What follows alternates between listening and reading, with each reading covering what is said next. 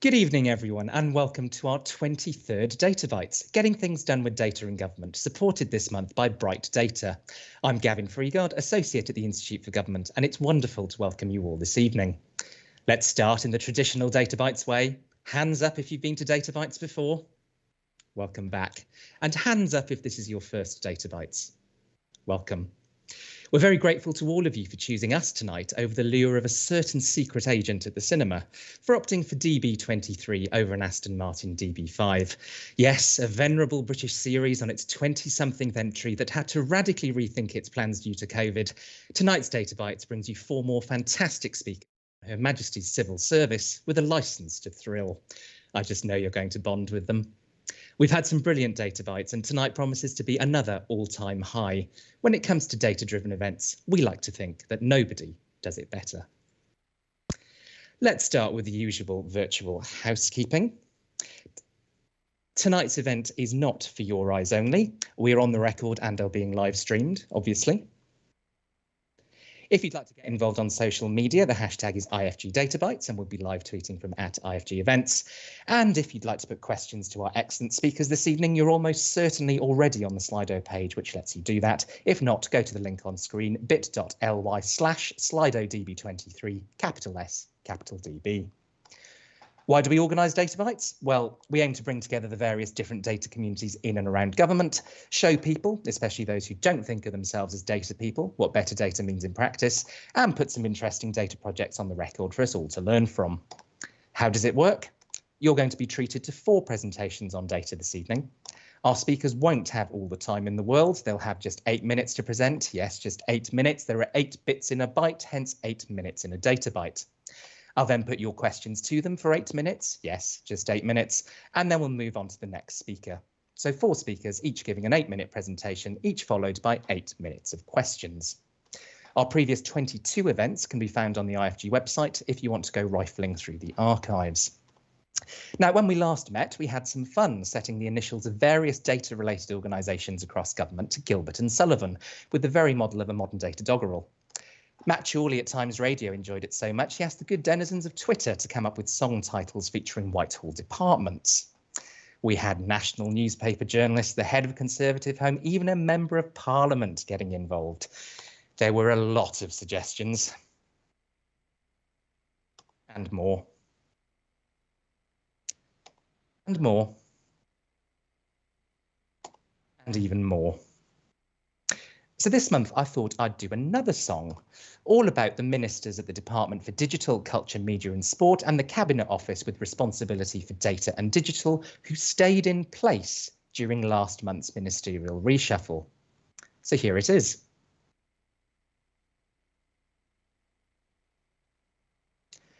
Yes, inspired by John Cage's 4 minutes 33, this month's song is entirely silent because none of those ministers stayed in post.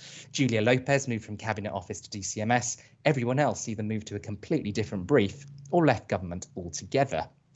That hasn't stopped DCMS getting on with all of the things, not least publishing a new mega consultation, 146 pages, on changes to the UK's data protection regime. You may remember that a few months ago we charted the word count of Dominic Cummings' Select Committee evidence against some classic works of literature and the National Data Strategy. We've made some space for the new Data and New Direction consultation. Where do you think it's going to slot in? Well, at around 61,000 words, it fits nicely between Lord of the Flies and Carrie. Again, I'll let you make your own jokes about the Downing Street operation. It's almost half the length of another topical work of literature, The Four Streets, the first novel by new Secretary of State for Digital, Culture, Media and Sport, Nadine Dorries. Her promotion was one of the big stories of this reshuffle. As ever, the IFG charted the moves as they happened. 18 of the cabinet stayed in post. 4 left cabinet, 3 of them leaving government altogether, including Gavin Williamson. Finally, an end to taking all those Gavin must go headlines personally. 5 cabinet ministers moved and 7 ministers joined. But the most important story, the biggest controversy of the reshuffle, was the abolition of the government department with the best abbreviation, the Ministry of Housing, Communities and Local Government. Mahoka logo no more. That's an abbreviation we helped popularise. It even made it into Hansard, even if it did make the department sound like a Mexican nightclub, according to the minister. #impact. The big question now is how to pronounce its successor, the Department for Levelling Up Housing and Communities.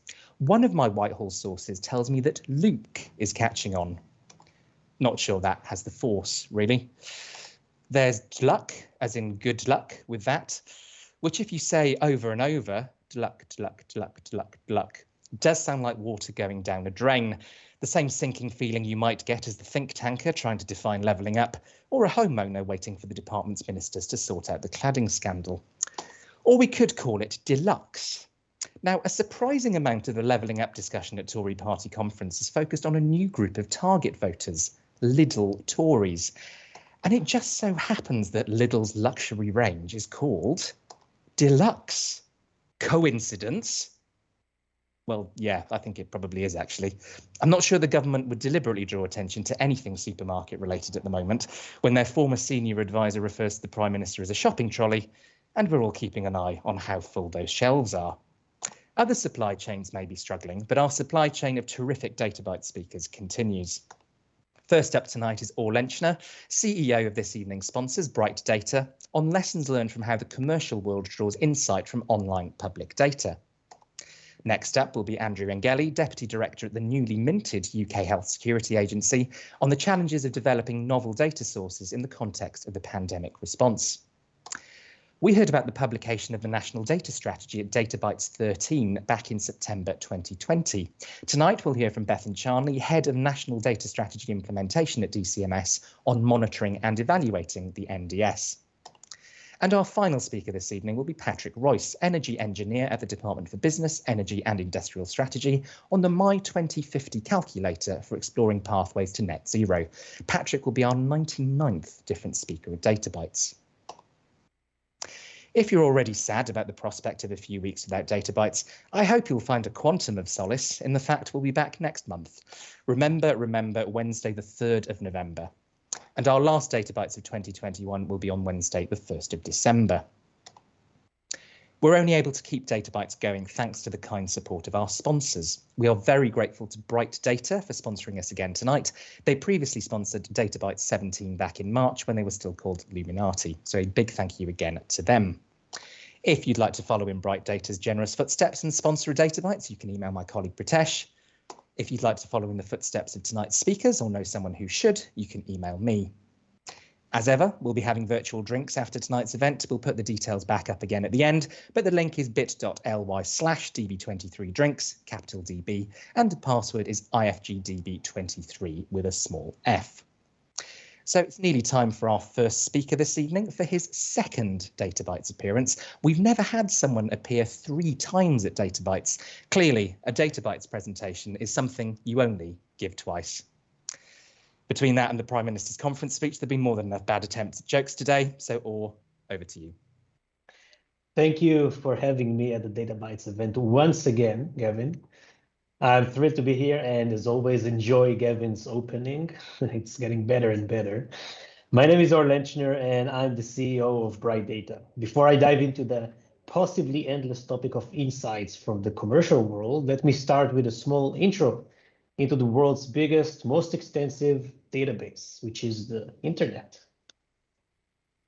Here's a quick 60-second glimpse into our data generating existence. With 4.6 billion people connected to the internet, meaning 60% of the world's population, it is no wonder that we are dealing with such a data obesity reality. 2 million video views on YouTube, 5,000 TikTok video downloads. These are unimaginable numbers, and all of this happens in 1 single minute. Think what will happen in 8 minutes. Generating mostly public data from all of this. With such numbers, it is easy to understand that the value that web data creates is simply reflecting our true real-time, if not our near-live reality. So who are we and why does the world need to collect web data at all? The answer is simple. The internet may be the largest database that the humankind have ever known, but it's definitely not a transparent one. Before I touch on this, let's talk Bright Data. We are probably the largest industry-leading web data collection platform. We make public web data accessible to all, the big and the small organizations. We serve thousands of customers, including Fortune 500 firms, from a variety of sectors such as e-commerce, finance, including banks, security, and even advertising. We have also established the Bright Initiative, which is a separate organization that uses web data to make a positive impact on the world. Today, we work with over 150 organizations under the Bright Initiative. Among them are 8 out of 10 leading universities in the world. We're over 300 employees strong, spread globally, with headquarters in Israel and in New York City. In 2017, we were acquired by a UK-based private equity firm, so has the special interest in the UK and especially in the NDS. Oops, sorry.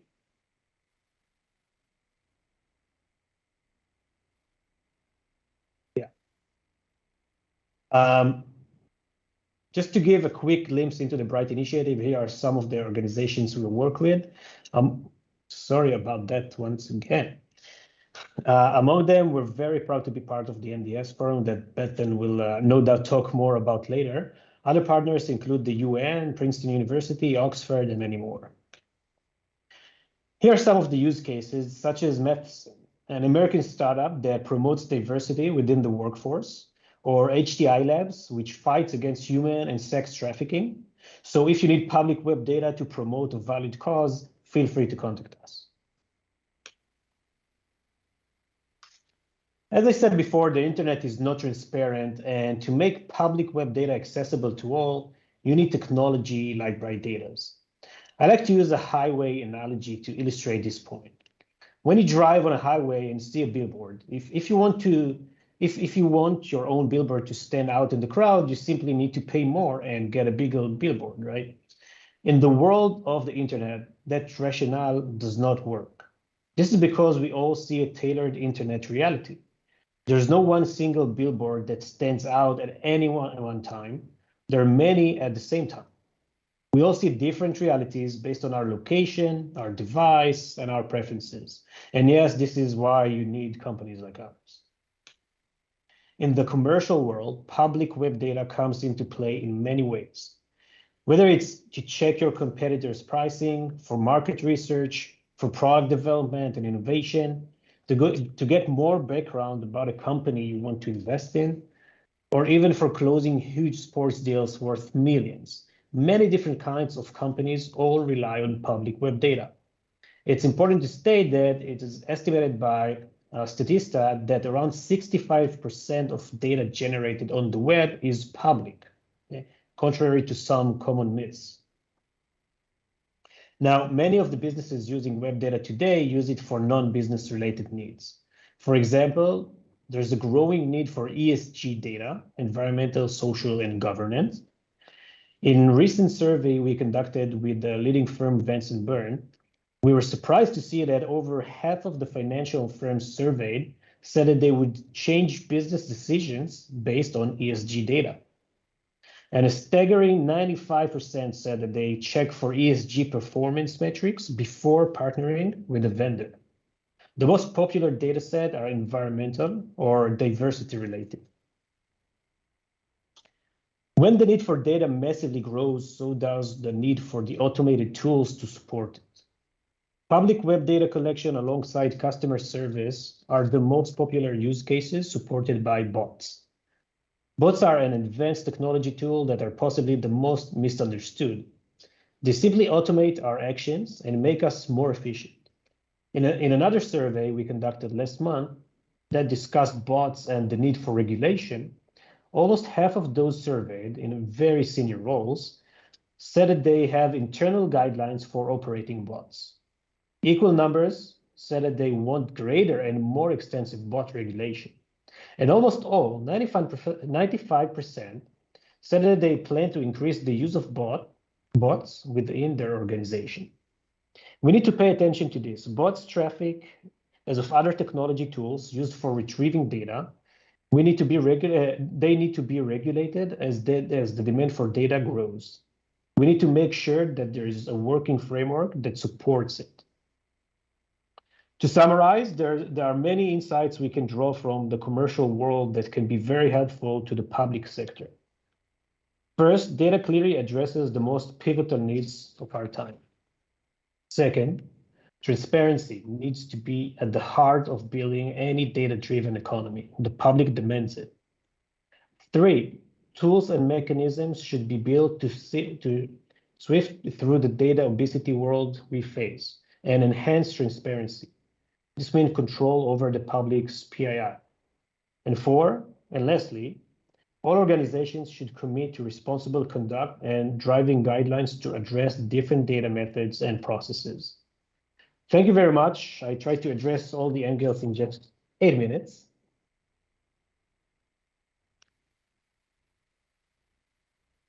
Thank you very much indeed, Or. I think that was actually more like 7, so very concise. Thank you very much. Well, I owe you a minute from last time. Excellent. Just a reminder, if you'd like to put your questions to Or, you can do so using Slido, which you're probably watching this on already. Otherwise, you can go to bit.ly/SlidoDB23. Now, we do have one question, which is following my lead. What's the worst James Bond pun you can think of relating to your work? I might give you some time to think about that one while we go through the 8 minutes of questions. So the question I wanted to kick off with is, obviously you talked about the sort of commercial insights that you gain, and you ended with some sort of examples and sort of lessons for the public sector. Are there any parts of the public sector globally which you think are making the most of the insights that they can get from publicly available data? No, but we see a lot of motivation. No, I'm kidding. So we see that there's a growing need and understanding that public data can be used for pretty much anything. So just like what we've seen a few years ago, starting in the commercial world, we now see happening in some governments, especially in the UK. I have to say, I know that because we're very much involved. So it's very promising, a promising trend, the understanding, and also the willing to learn from the commercial world, because you don't need to reinvent the wheel or to reinvent the methods for collecting data and how to use data, or even, you don't really need to think what data can do for you. You have almost every single commercial company in the world utilizing collecting web data for their own reasons. In many cases, the same data can also serve the governments, regulators, policymakers, and so on. So there's definitely a trend going on. Fantastic. You mentioned a few times the sort of national data strategy here in the UK and the fact that you've been engaging with the National Data Strategy Forum. Where do you think the National Data Strategy will take this sort of work? Because it does talk quite a lot about sort of working across different sectors. Yeah, I'm actually very positive about that. And again, just from what we see and the huge motivation that we see around what's happening with the NDS. So if it's the roundtables that we participate and the advice that we give, and even if we're being proactive, it's great. But we also feel that they're coming to us and to the industry, not just us, asking for feedback, which is really amazing to see. For example, we're here, the headquarters in Israel. I don't see it here happening. So you can see that there's someone pushing it very hard with real intentions to making it happen. And I believe that the plans will fulfill and it will happen. Even the timelines are pretty solid and things are happening. Excellent, thank you. A lot of people will think that just because data is available in public, it's sort of there to be used and there won't be any concerns about sort of using it. But what do you think the sort of ethical considerations might be in using data that's already public? Yeah, so that's a great question, and we get that a lot. First of all, there's a lot of confusion just by saying the word data. So everyone, all of the listeners, I'm sure, the first thing that they think when they hear the word data is private personal data. This is what we were educated for with the GDPR and with all of the regulation, which is a great thing, by the way. I think it's a great framework to work with.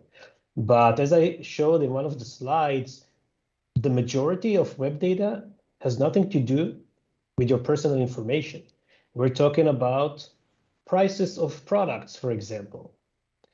Videos, not your videos, just videos, images, news, blogs. This is over almost 70% of the web data, and we're talking about 50 zettabytes of data. That's 50 with 21 zeros afterwards, and it's growing every day. It's going to be 250 in a few years. So first of all, we're not talking about private data, at least not in bright data. However, it is a consideration, especially when you involve the word ethics in it. So there are a few levels of ethics or ethical consideration when you collect data. The first one, yes, it's the private data.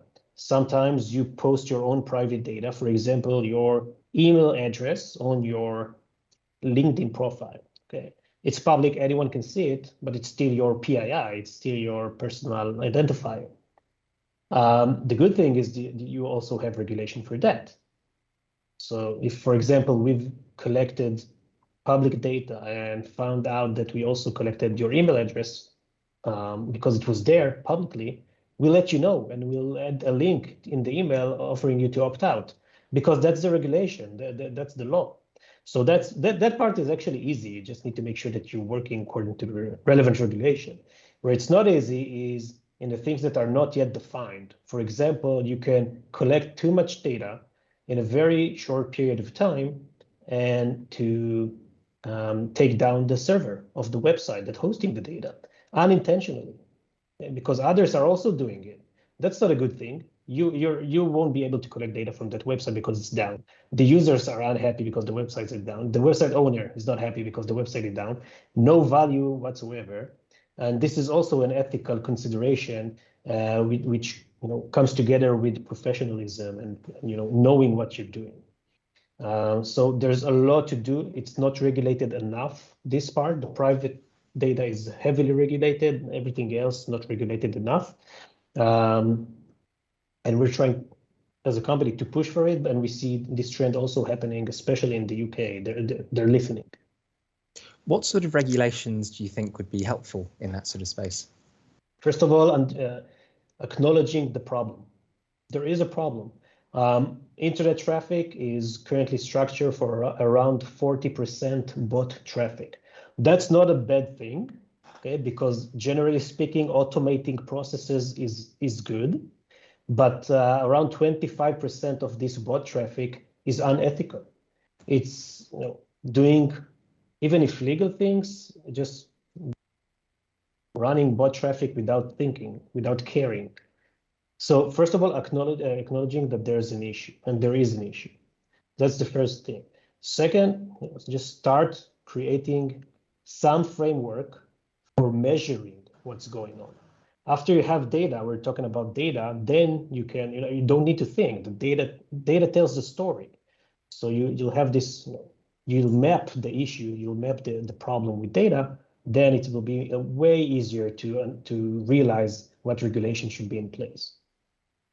Thank you. We've got just under a minute left, and we've got a really great question from Anonymous. Good evening to you, Anonymous. Great to have you with us again. This is something that I've been sort of hearing a lot more in sort of data circles recently, which is, what are the energy implications of keeping so much data now and in the future? Wow, that's a great question. But we are actually the data collectors, not the processors. So I don't know. My customers are the ones who keep the data, and that's heavy expense, which also means a lot of energy to put into it. That's really a great question. Maybe I'll come ready to the next data bites so that I'll present. Fantastic. Well, it's been great to have you back with us again today. Thank you very much indeed. Thanks for having me. And just a reminder to everybody, you can put your questions via Slido whenever you'd like. We'll also be keeping an eye on hashtag IFG Databytes on Twitter. And now it's over to our second speaker this evening. Andrew, over to you. Yes, thank you, Kevin. And I just want to say thank you to the man with the golden pun, Gavin, for the introduction and the invitation to present a Data Bytes. So I'm Andrew Engeli. I'm the Deputy Director of the Environmental Monitoring for Health Protection Program, aka Wastewater Monitoring, aka the POO Crew. And I just want to talk you through today some reflections on innovations in public health data in the context of the pandemic, and then the case study, which I'll get to, of wastewater. So data challenges in the pandemic. I think, you know, these 4 points I've put up here will be familiar to anybody operating the data space. So when we started the Joint Biosecurity Center in May 2020, we found that, of course, existing data sources at the beginning of the pandemic were not necessarily geared for rapid operational pandemic response. Don't think that's a shock to anybody. You know, we have a data governance regime that's built around a wall between health and non-health data, and even the concepts of health and non-health data have been called into question during the pandemic. We witnessed a fragmentation of data platforms and data access regimes that was only accelerated by the response of many organizations and agencies to the pandemic. And I think, as anybody who's been involved in data acquisition knows, data acquisition is traditionally a slow and laborious process. So what's data innovation? In the Joint Biosecurity Center, we developed what we called an intelligence-led approach to data acquisition. So we tried to move away from a transactional approach to operate in a more strategic and operational space, and we stood up teams to do that. So the way we looked at it is we were creating a kind of translator or a bridge between the analytical needs of our data scientists and our analysts and the data themselves, and to help determine what we would see as the art of the possible. And to do that, we really started sort of regular dialogue with suppliers in order to map and discuss future need. And that's really been a core part of our strategy. And just one example I would use would be the use of mobility data. And there, mobility data is a class of data. It's not one data set to model scenarios for R. And the graphic on the right-hand side is actually from some of the modeling work we've done from mobility data showing scenarios for R within just one local authority area. Now, getting onto wastewater, I always talk about the great missing statistic of the pandemic, which is how many people actually have COVID. And I've just put up a sample of images here drawn from the internet. Draw your attention to the one on the left-hand side there, COVID-19 in the UK, taken from the BBC web portal. And I think it's actually, I love the BBC and fantastic statistical team, as we all know, fantastic data team, but it's mislabeled because it says how many coronavirus cases are there in my area. It doesn't actually mean that. What it actually means is how many known coronavirus cases are there in the area, validated through a PCR test, which is a slightly different thing. And that sort of mislabeling is reproduced throughout the data space. And I think, you know, many public-facing portals we've seen slightly misleading terminology used. Now, so how do we actually know how many people have got COVID? You know, well, really, we're working on estimation. We've got various techniques. Of course, we've got the COVID infection survey. Most of us will be familiar with that. That's an estimation technique. It's not we're not observing cases. And of course, you know, we've got various ways of looking at antibody, you know, how many people got antibodies, those sorts of things. So wastewater testing then. Why does it matter? I think most people now probably know that we are wastewater testing, and you can take samples out of the sewer systems and wastewater treatment plants around the country, test that, and we can find evidence of viral fragments in the wastewater. So fecal shedding occurs in most people in the first 24 hours of viral acquisition. And what that means is that whether you're symptomatic, pre-symptomatic, or asymptomatic, we are going to find that virus discharged through, or the viral fragments discharged through the sewer system. So currently we're operating around 500 sites across England, testing at a community level covering about 40 million people. So wastewater-based epidemiology, WBE, has some very distinctive capabilities. It's low cost, it's non-invasive, and crucially, it obviates community testing bias. So the kind of biases that we find in surveys or other testing methods, and even actually in on-the-ground clinical testing, are obviated in the case of wastewater testing. As I've mentioned, we detect asymptomatic and pre-symptomatic cases, and so we began to look at this as a potential unbiased estimator of overall prevalence. We are doing genome sequencing as well, but I won't get into that, but happy to answer any questions if that comes up. So these are the ways that we show our data, and it has been quite complex to find graphical ways to show the data insights that actually health protection teams can then use to determine local action on the ground. And I would just want to draw attention to this slide here, because this, I think, shows what we're really trying to aim for. On the left-hand side, you'll see wastewater data mapped against Pillar 1 and Pillar 2 test and trace data, so that's known clinical cases. And as you can see across the period of the pandemic, we are beginning to track very closely to known cases. On the right-hand side, you'll see the same kind of data models trained against the ONS COVID infection study that I've just mentioned. Now, this is the slide I really like here. This shows lead lag times. And if you look at the left-hand side there, you'll see that actually the best shift with Pillar 1, Pillar 2 test and trace data is about 8 days, meaning that we are leading known clinical cases showing up in those data by about 8 days. On the right-hand side, you'll see that the shift with the ONS CIS is actually 0, but we do actually get our data about 7 days before the ONS data are available and published. Now, that all sounds very promising, so I think that it just kind of try to give you a flavor of what data innovation might look like. We've got lots of challenges in the data space. Number one challenge we've got is sort of reliability built around level of detection. Levels of detection is quite a complicated way of doing things. What you see in that graphic is actually all of the metadata that goes into producing one observation, one data point in our data sets, and actually is about 53 different parameters that we need to control or measure in order to be able to produce one data insight.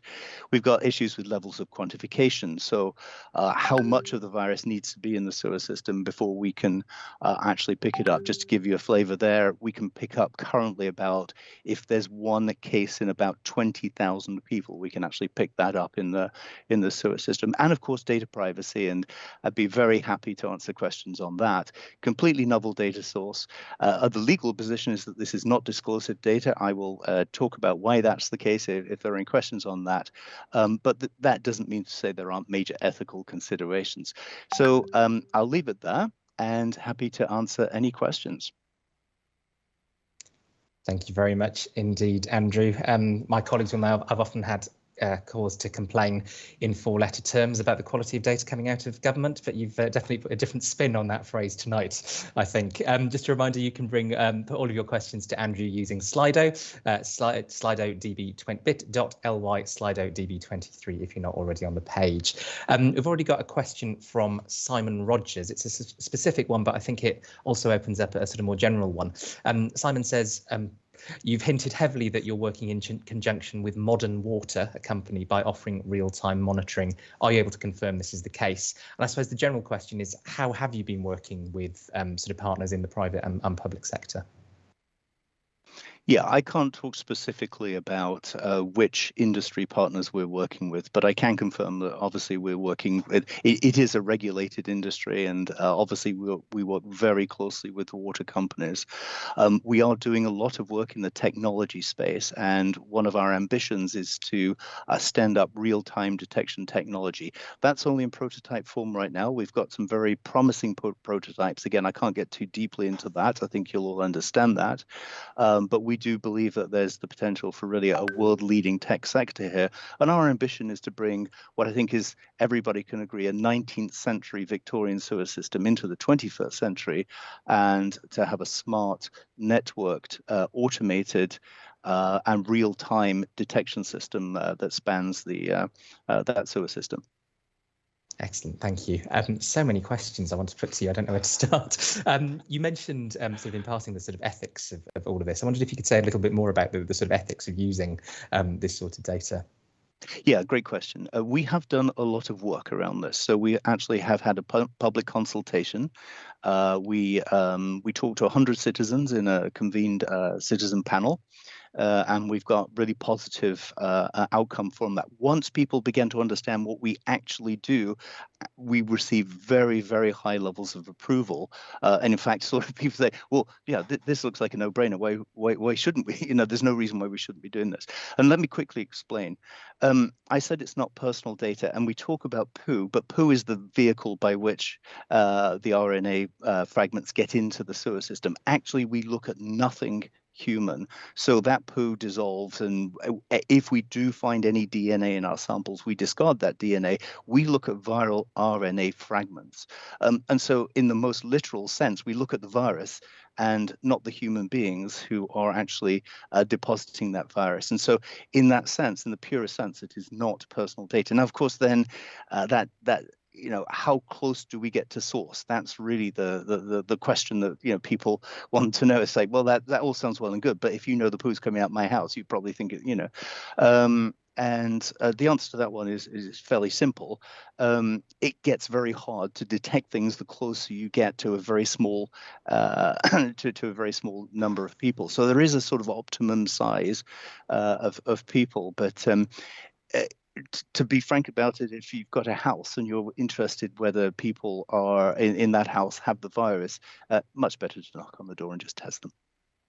Fascinating, thank you. We've got a question from Sam at Med Confidential. Evening to you, Sam. The data dissemination register says there were only 18 data projects who got data from the NHS data store, and DHSC has made much of contribution from Palantir. How did those sort of high-profile, expensive platforms help or hinder your work during the pandemic? Great question. Again, I can't really comment on individual data stores or individual data platforms. I think I did mention that one of the initial responses to the pandemic on the part of many organizations was to stand up ad hoc data platforms. I mean, different conversation, but I think we all recognize that the data infrastructure across government may not have been exactly ready for a rapid pandemic response. And so there have been a lot of challenges once that immediate fragmentation took place in a sort of a big bang almost, then we had to start finding ways of knitting all of that together. And that's been a very complicated task. So, you know, but I think encouragingly there have been a number of initiatives across government. I think, you know, Bethan is just about to talk about the national data strategy, and you know, and will probably give us more insights into that. But I think we all recognize that the pandemic has really uncovered not only all the good things about our data infrastructure, but some of the weaker parts of the data infrastructure. And I'm sure we're going to be spending a lot of time addressing those over the coming months and years. Excellent, thanks. We've got another question from Anonymous. What other diseases is this being considered for? Does there need to be a certain level of infection in the population for it to be detectable this way? Yep, great question. The answer is that we're really excited because beyond the COVID, the same detection methods can be used for a wide range of pathogens and respiratory viruses. We can look at things like flu, norovirus, rotavirus, norovirus, so on and so forth. And we think this is there's potential for a real revolution in health protection. And so just to lay out a little bit of what for me is the vision of where we're going with this, you know, the sort of who cares, the so what part of it is, I think we are driving towards a situation where we can provide not just health protection teams, and those are currently our main customers, not just the NHS, which is a customer for us as well, but we can provide, for example, real-time data to the private sector, which, as we know, has had real challenges in resourcing during the pandemic, whatever demic we want to call it. But even more than that, I think we can provide real-time data to people. So if we live in a world where guidance around how to keep yourself, your family, your loved ones safe, we can provide data that backs up that guidance and provides, I think, an evidence base by which individuals can make the decision. So for me, the analogy is the weather forecast, which is probably one of the biggest nudging behavior changes. We don't even think about it, right? And so I think we are driving towards a situation where we can actually provide that sort of data to individuals. And of course to data companies, innovative data companies who can build products that I think will be reaching individuals and citizens over the coming decades. Thanks. We've got just over a minute left. I'll try and squeeze a few more questions in. Jay asks, how large an area do you investigate? Is this town, county or area? Who's responsible for acting on your results? And Anonymous asks a similar question. Is this looking just across the UK or just England?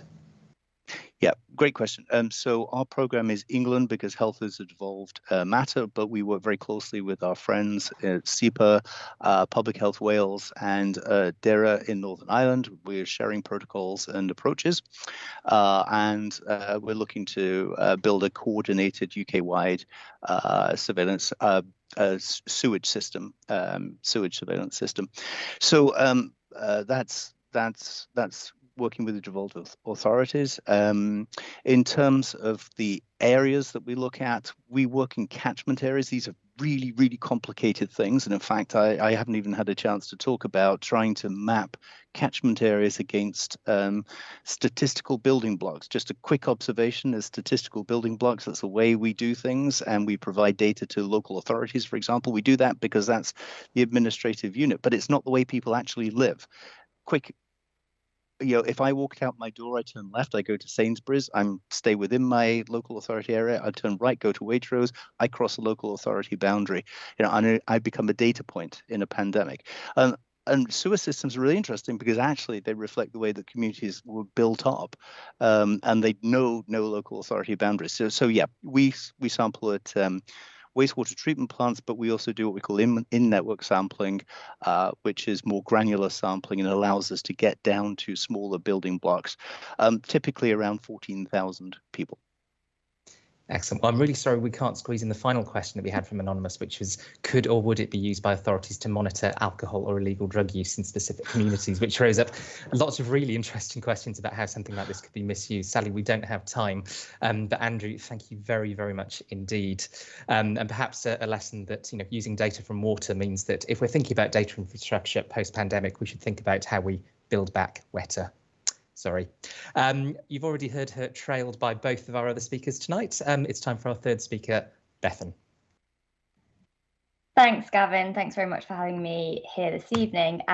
My name is Bethan Charnley. I'm head of the National Data Strategy Implementation Team at Dcms. I joined the team in January earlier this year from the Centre for Data Ethics and Innovation and the Government Digital Service before that.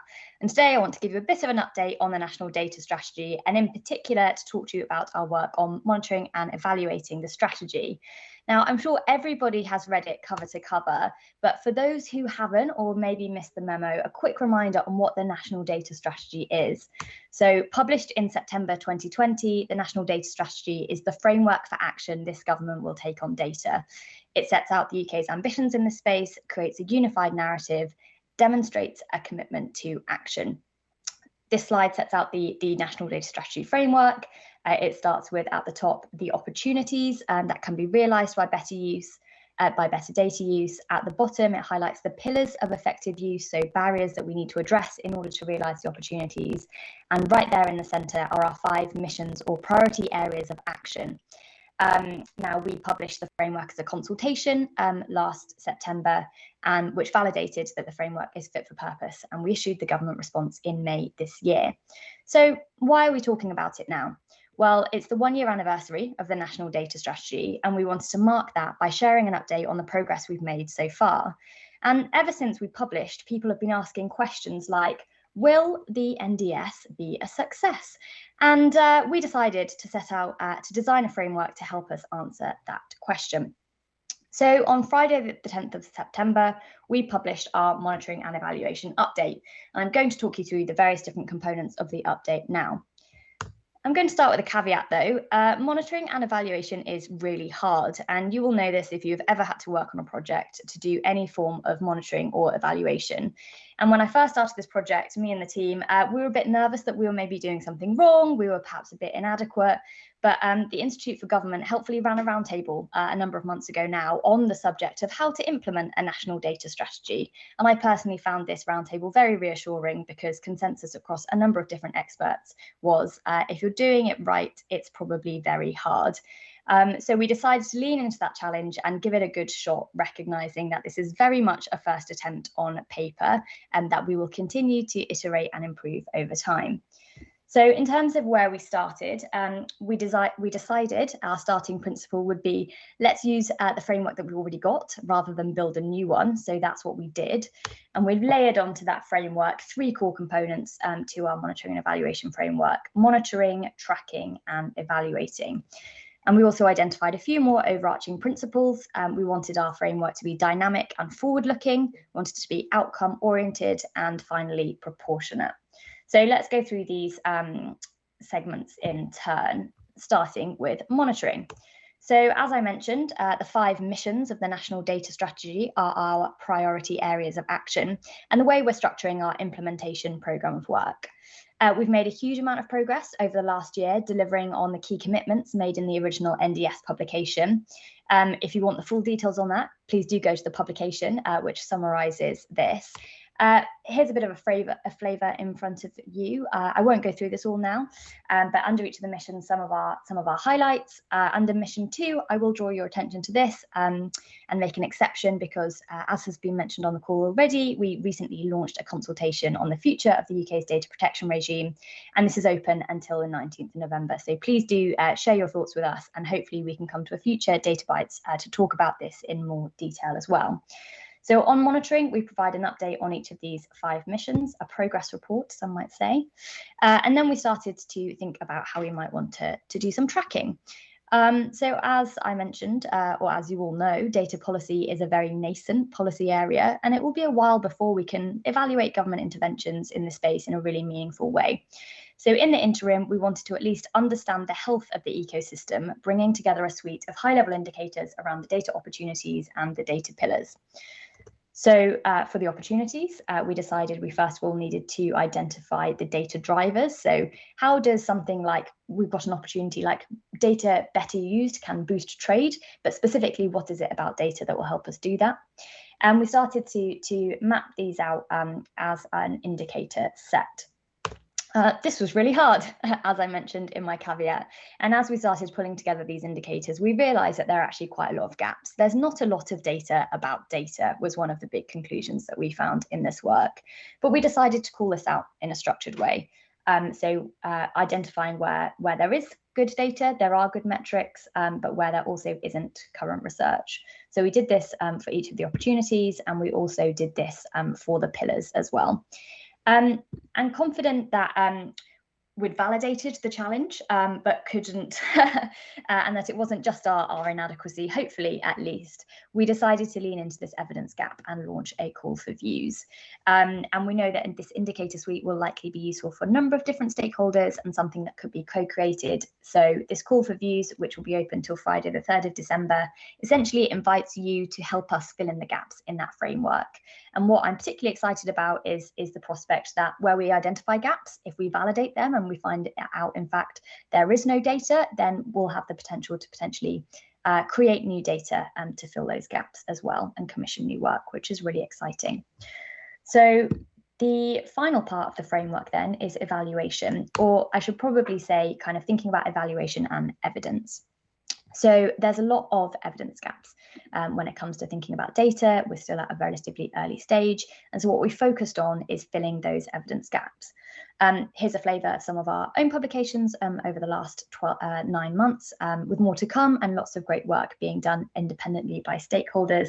But building out this evidence base will help us to develop our overall approach to monitoring and evaluation more broadly. And looking forward, we'll be working with each of the mission teams to develop longer-term evaluation plans, which we'll create with them depending on exactly what sits beneath their mission. Very quickly, we wrap up the monitoring and evaluation update by highlighting our next steps. two main components that sit under this. First of all, we're going to spend a lot more time thinking about the future and horizon scanning. So the consultation we ran at the end of the last year validated that the NDS framework focused on broadly the right things for now, but it's already a year old and data policy moves very quickly, as does the wider landscape. So we're really going to double down on thinking about how it needs to evolve to remain fit for purpose.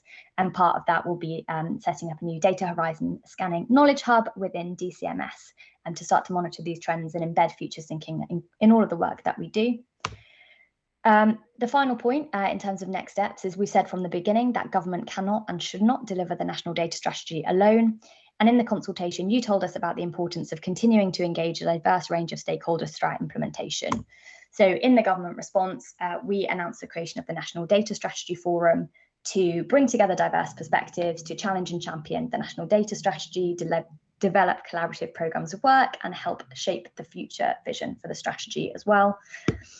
Just in the last couple of weeks, we have announced and published detailed work plans for the NDS Forum over the next couple of months on our 5 priority themes that are set out here. We're really excited to work with stakeholders on these, and there's more information on how to get involved on gov.uk. Please do sign up to our newsletter. Oh, there you go, there's my alarm. Sign up to our newsletter, get involved with the NDS Forum and respond to our live consultations, and really looking forward to continuing the conversation. Thank you very much, Bethan. Almost perfect timing. I think that's the first time we've had somebody's alarm go off. That's brilliant. Just a reminder to everybody, we've got some great questions coming in already, but you can use Slido to put your questions to Bethan. And if you're not already on the Slido page, it's bit.ly/SlidoDB23. So our first question, it's a fun one from Sam from Med Confidential. The new DCMS data consultation is proposing legalisation of some data processing that the Information Commissioner's Office has previously deemed unlawful. Do you have a favourite data breach that you'd like DCMS to be able to include in a future update? That is a very fun question. Thanks, Sam, for sharing.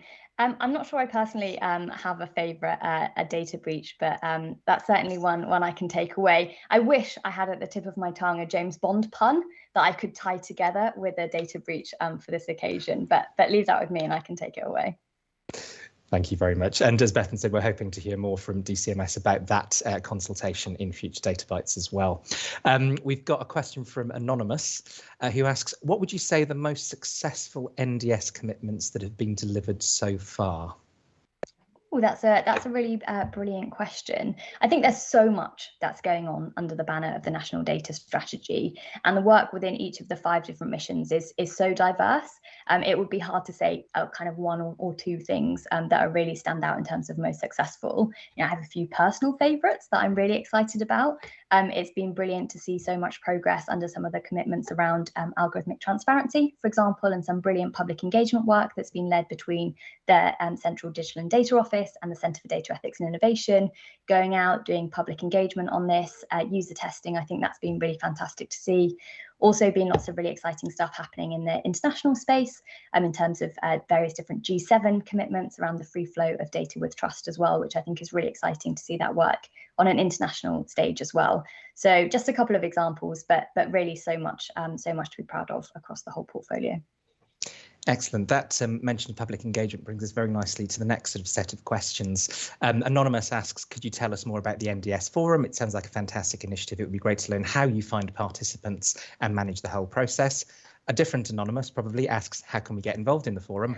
And yet another Anonymous says, great progress on this strategy. Is it correct that all governments in the UK have their own data strategies, and is the forum the place where they will be coordinated? So lots of forum questions there. Brilliant. Thanks, Gavin. And really appreciate the enthusiasm for the NDS Forum as well.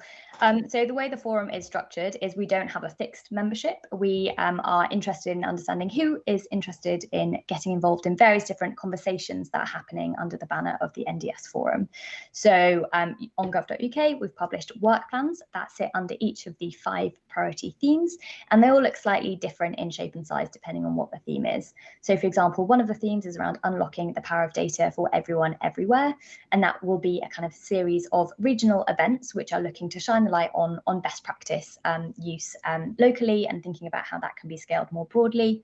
Under data reform, we're working with partners across the data ecosystem to convene roundtable discussions on various aspects of the consultation.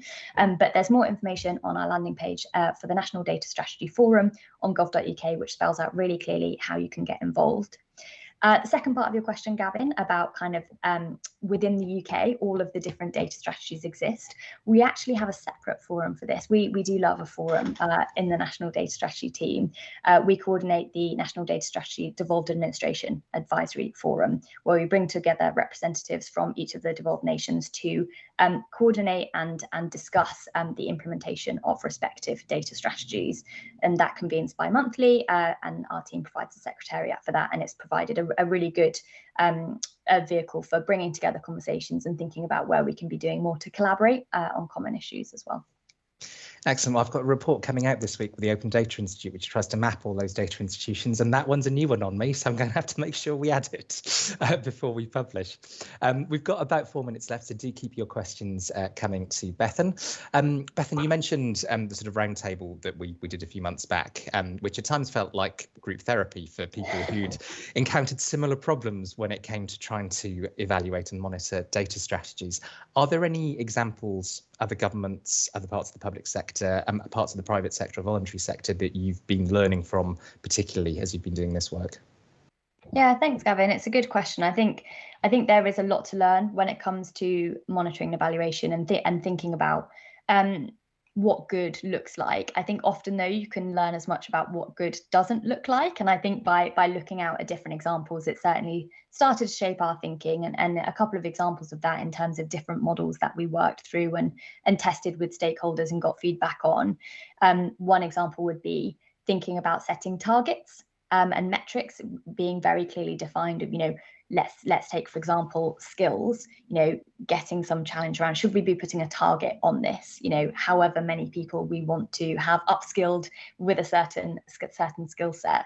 And obviously some strategies have used that approach to measure success.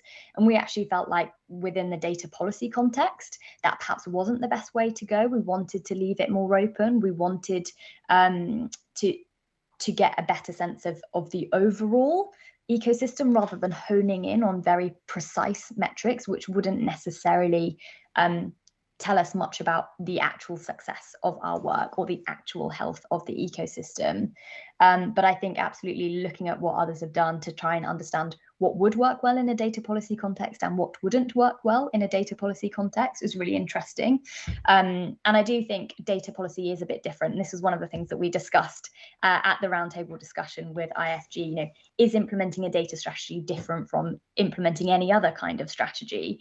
And we decided, well, I think there was a bit of mixed consensus, but there were certainly views that actually there is something different about data, because we don't do work on data as a means and end to itself. We're trying to achieve something better. We're trying to realize all of these opportunities to improve kind of outcomes across society and the economy. This is not about achieving something specifically on data, but realizing those wider benefits. And I think that that wider context had to play into our approach as well.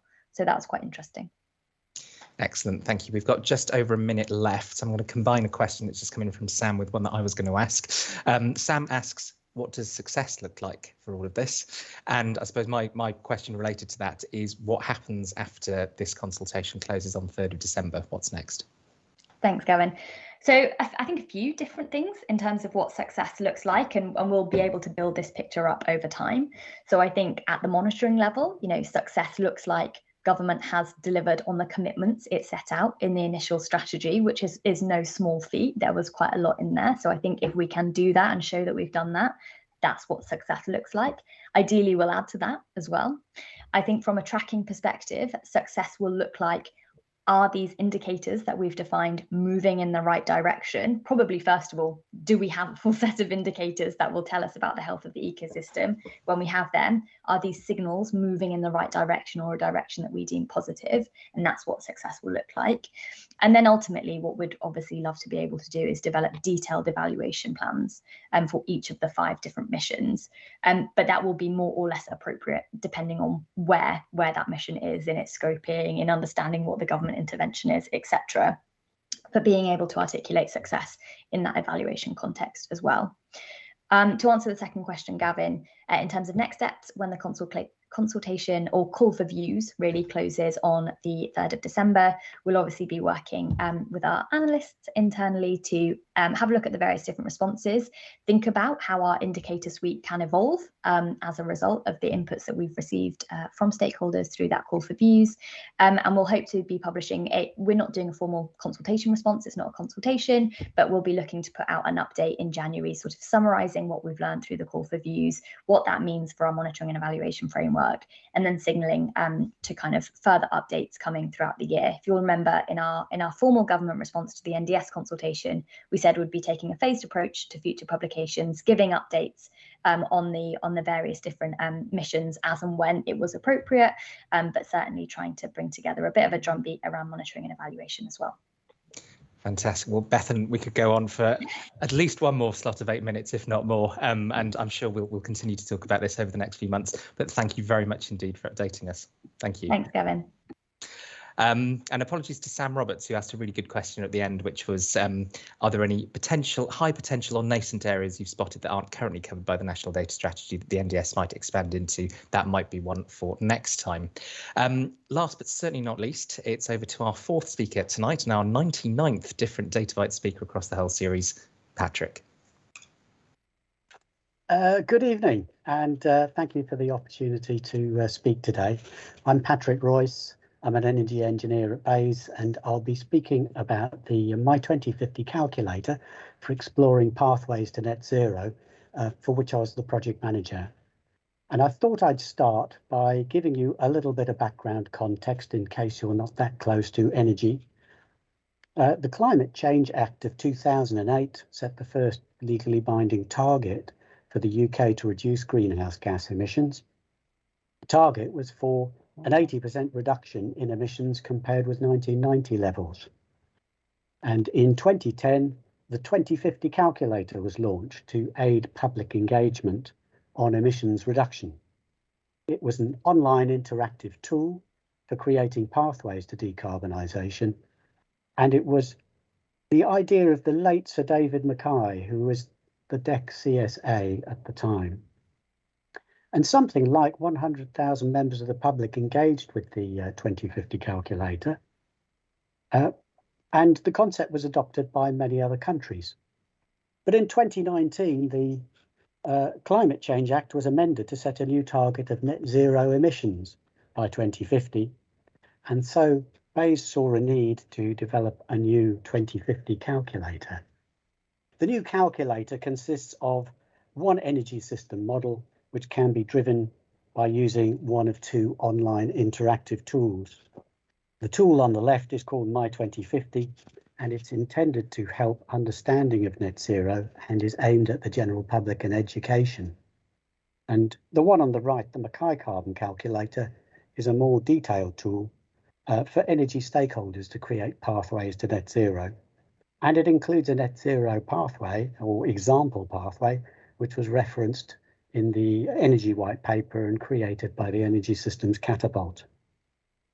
Links to the tool are shown at the bottom, but you can also find the tools by searching My 2050 or Mackay Carbon Calculator. Thought it'd be worth telling you a little bit about the model that sits behind the calculator.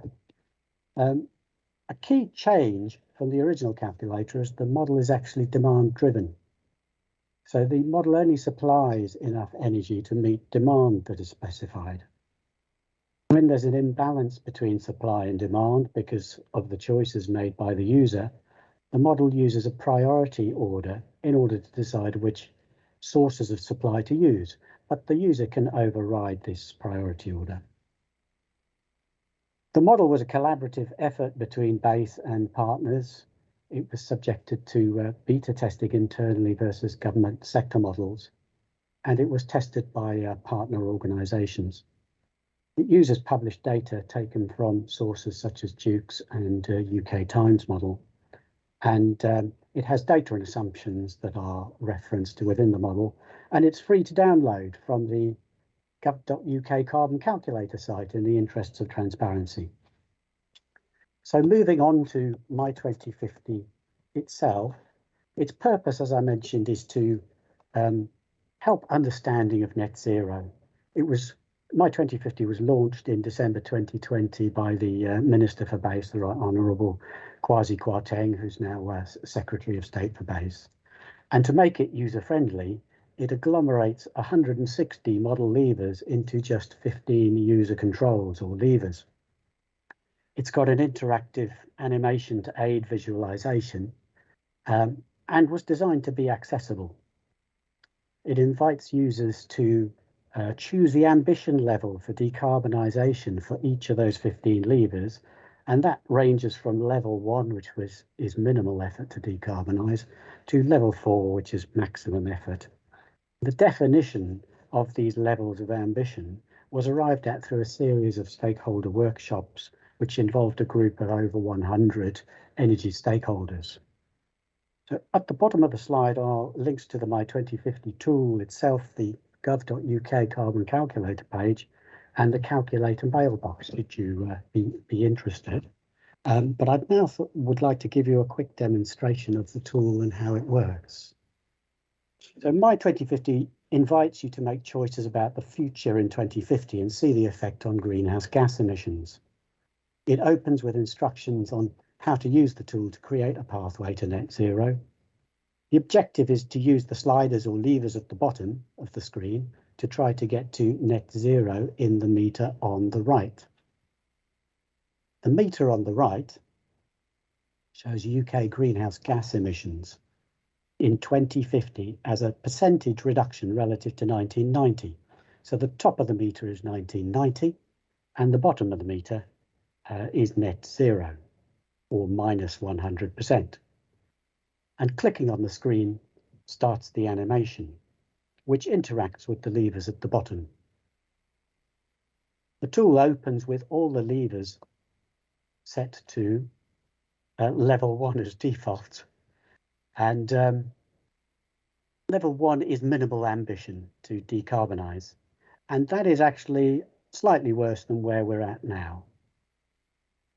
The 15 levers are grouped by energy sector under the headings transport, buildings, industry, low carbon electricity and land and bioenergy. For example, the transport levers for transport are travel demand, light vehicles and heavy vehicles. To get more information about what a particular lever does, hovering over the lever icon causes a pop-up to describe what the lever represents.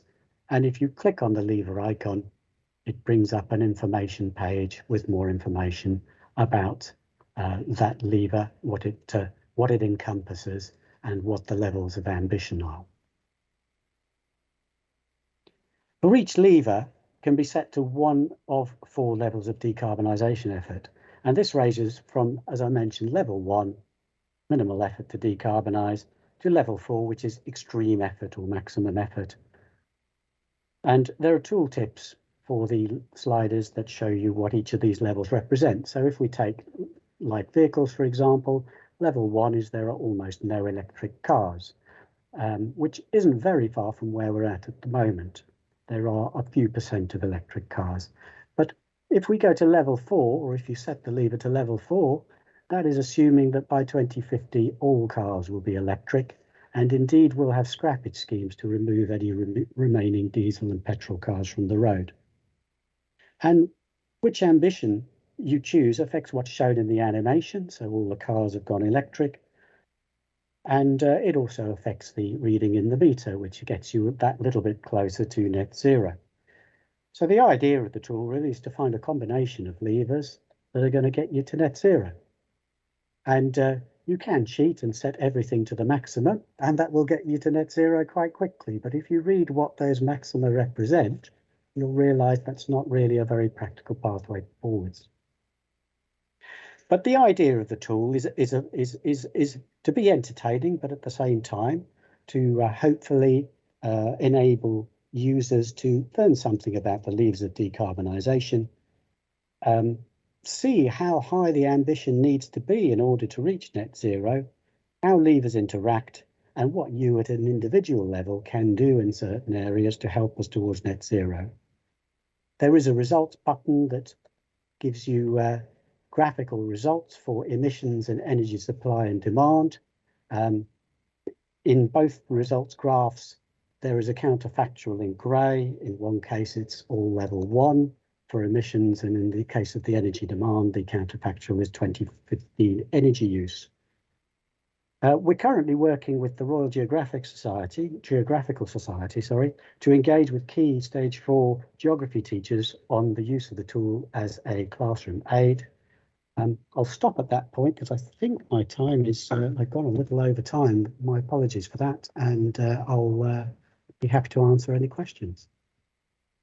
Fantastic, Patrick. Thank you very much indeed. Great to have a demo. I think it's been a while since we've had one of those on Data Bytes. And just a reminder to everybody, if you would like me to put your question to Patrick, you can use Slido. And if you're not already on Slido, it's bit.ly/SlidoDB23. Patrick, I want to sort of start where you ended almost, which was you were talking about the importance of making it entertaining. And I think one of the struggles that people working with data often have is how to bring those numbers, those numbers in cells in spreadsheets to life. I wondered if you could say a little bit more about how the user testing that you mentioned sort of played into that, and sort of how you tried different things and worked out what worked for people. Well, to be perfectly honest with the tool, the user testing was fairly limited, and part of the reason was because the tool was based on a concept, or at least an overall concept that had been used in Belgium in schools education, and had also, there had been a lot of schools engagement done through that tool. So the honest answer is that in developing the calculator, we didn't do a lot of schools engagement. I suppose it would probably be fair to say our engagement is happening right now, in fact, through the current teacher engagement that we're doing with the Royal Geographical Society, and also with some schools outreach that we're doing.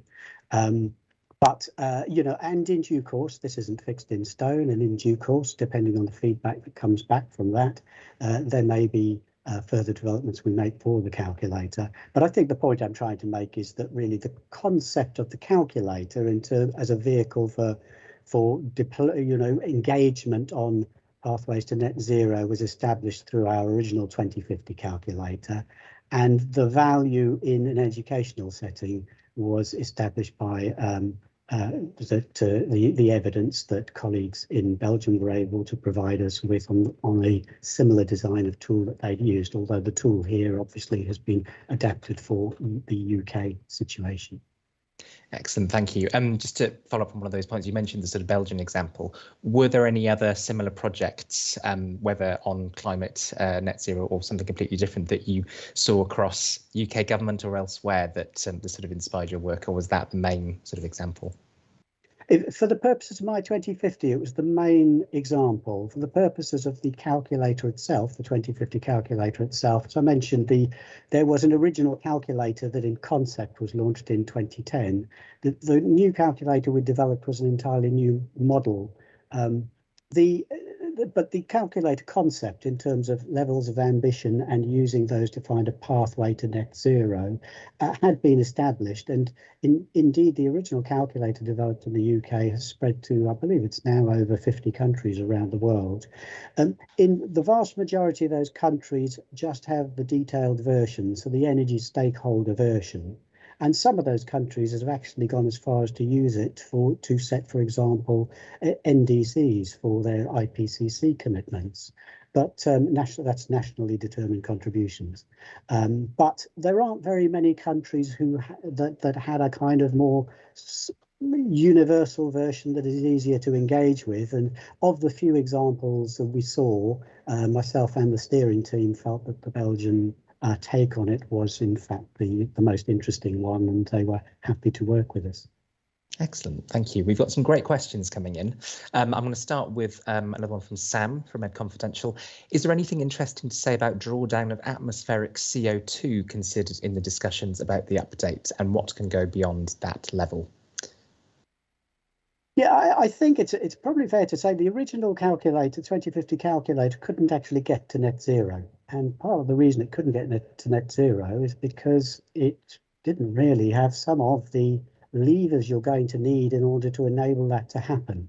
Now, the difference between 80% CO2 reduction or greenhouse gas reduction and 100% may not sound like a lot, but it's a little bit like sitting in an exam. It's very hard to get that last few percent.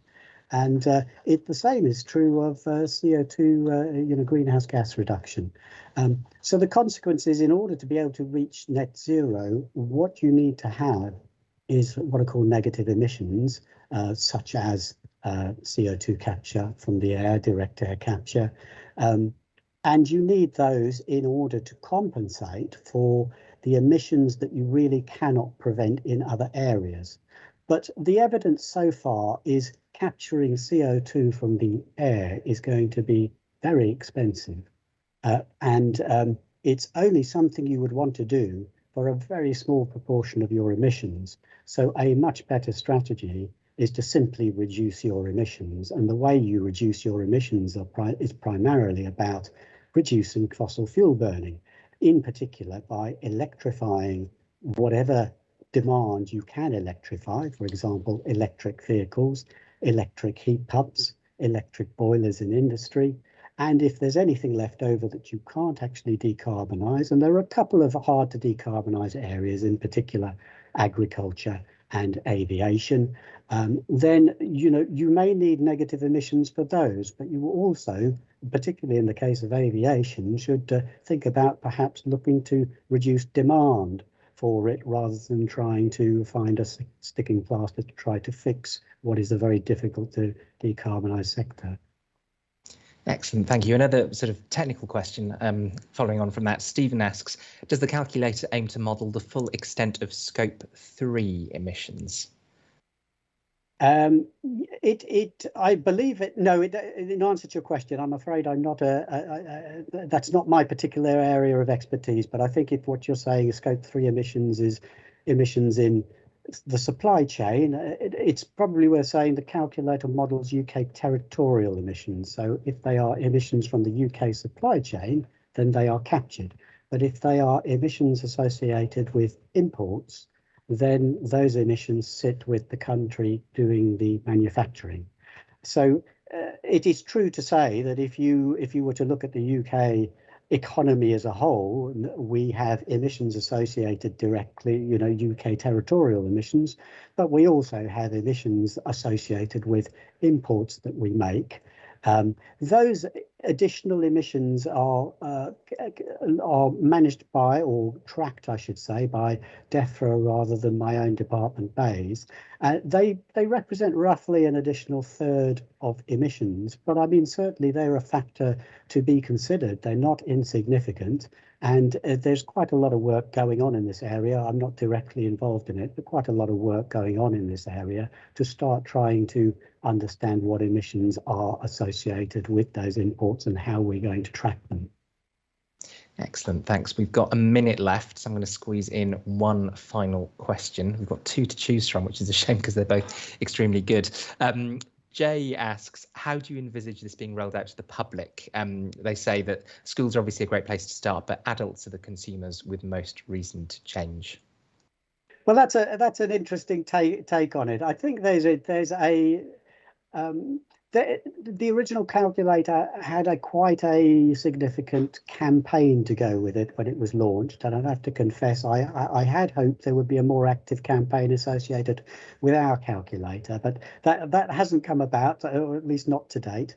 And so the focus for the My 2050 tool was I felt primarily around schools. And the reason for that was simply that young people are the ones who are going to inherit the world in 2050. They may not be the ones spending the money right now, but they will be the ones spending the money quite soon. And because they're the ones who are going to be inheriting the world in 2050, they have rather more of an interest in making sure we get to net zero by then. Well, Patrick, that's been fascinating, and I'm sure, like many of the people watching, I'm looking forward to playing with the My 2050 calculator, having learnt all about it. So thank you very much indeed. Thank you. So it's just now time for some final parish notices before I let you go off into the evening. First of all, do join us for virtual drinks. Keep me and the other regulars company. And I suppose enjoy that while it lasts, because who knows, at some point we might actually end up going back to in-person drinks. So hopefully the details are coming up on the screen now that will tell you how to join us for drinks. Now, of course, the spectre at the feast tonight, I was bound to do that one at some point, has been government's data protection consultation, which we touched on. IFG is one of a number of organisations in civil society and elsewhere supporting that process through events. And if you go to the DCMS NDS forum page, which Bethan talked about, that will include some public events as part of that, including from the Ada Lovelace Institute, the Centre for Data Innovation and the Data and Marketing Association. There's also been lots of other data related stuff going on at the Institute for Government. You can catch up on events which include looking at data use during the pandemic and digital government from the Labour Conference and the Conservative Conference on the IFG website. Parliamentary Monitor, one of the IFG's big data reports, was out last month. Performance Tracker, one of the other big ones, will be out in a few weeks' time. Details of the launch event on the IFG website. IFG has also published a report looking at the transparency of different government departments over the last few years, in the last few weeks, so do take a look at that as well. If you've not had enough of Gavins at IFG events this week, we're hosting Gavin Barwell, former Chief of Staff to Theresa May, on Friday. And we'll also be having an event with the outgoing Information Commissioner, Elizabeth Denham, at the end of the month. Do remember that Data Bytes 24, where our first speaker that evening will be our 100th Data Bytes speaker, will be taking place on Wednesday, the 3rd of November. So do join us for that. All that remains then is for me to say 3 very big thank yous. First of all, to all of you for coming along tonight and asking some great questions as ever. To Bright Data for supporting their second Data Bytes event. Thank you to them. And join me in a virtual round of applause for our 4 fantastic speakers this evening. I hope you've enjoyed a real variety of different projects this evening. Hopefully see you at drinks. If not, see you next month. Thank you very much for joining us. Good night.